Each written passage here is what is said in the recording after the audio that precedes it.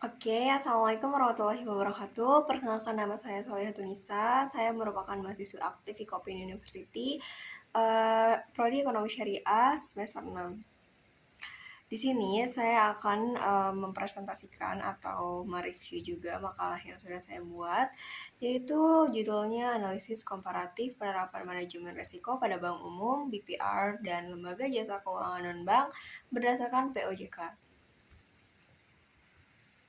Makalah ini membahas tentang POJK nomor 18, POJK nomor 13, dan POJK nomor 1.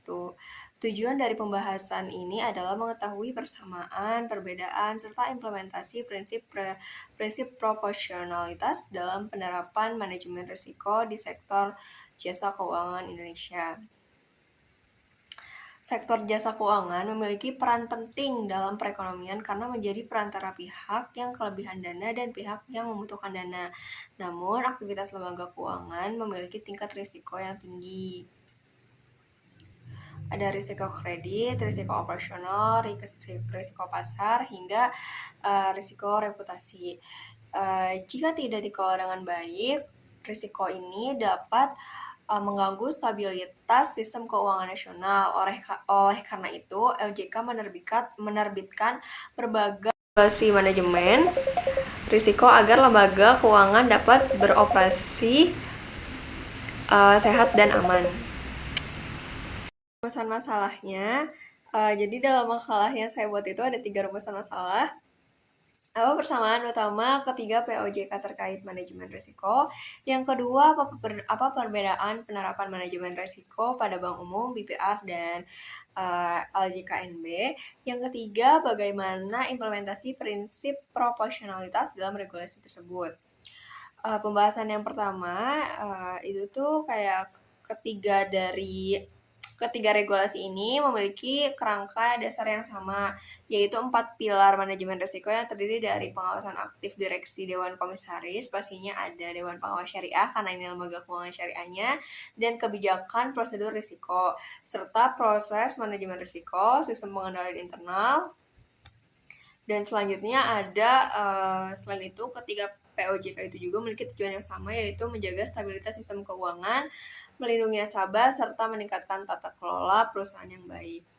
Dan untuk pembahasan yang kedua, kalau misalnya nih dari sisi jenis resiko, itu Bank Umum itu wajib mengelola 8 jenis resiko karena aktivitasnya sangat kompleks. BPR mengelola 3-6 resiko tergantung modal dan skala usaha.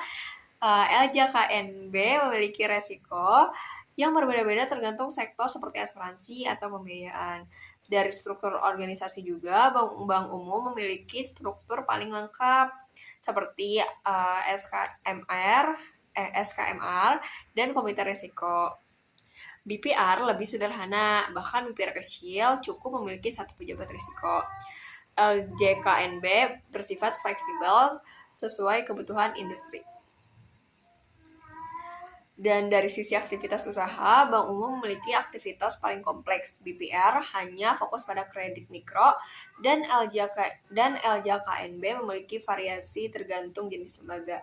Dari sisi pengawasan, Bank Umum diawasi secara ketat dan konsolidatif, BPR diawasi berdasarkan skala usaha, LJKNB diawasi berdasarkan sektor masing-masing. Untuk pembahasan yang ketiga, yaitu ada prinsip proporsionalitas, yaitu prinsipnya ini berarti bahwa kayak semakin besar dan kompleks lembaga keuangan, maka semakin ketat aturan yang diterapkan. Sebaliknya, lembaga kecil mendapatkan aturan yang lebih fleksibel. Contohnya, Bank Umum itu regulasinya ketat karena resiko sistematik tinggi, BPR-nya regulasi lebih sederhana agar tidak membebani usaha kecil, dan KNB itu aturan disesuaikan dengan jenis industri. Dengan prinsip ini, OJK menerapkan pendekatan risk-based regulation, bukan aturan yang sama untuk semua lembaga. Dan kesimpulannya dari makalah saya itu, jadi ketiga POJK ini memiliki kesamaan dalam 4 pilar manajemen risiko, terdapat perbedaan jenis risiko, struktur organisasi, dan kompleksitas usaha. OJK menerapkan prinsip proporsionalitas untuk menyesuaikan aturan dengan karakteristik masing-masing lembaga. Dengan demikian, regulasi OJK dalam dapat menjaga stabilitas sistem keuangan sekaligus tetap memberikan ruang bagi perkembangan industri jasa keuangan di Indonesia. Demikian presentasi dari saya, kurang lebihnya mohon maaf. Wassalamualaikum warahmatullahi wabarakatuh.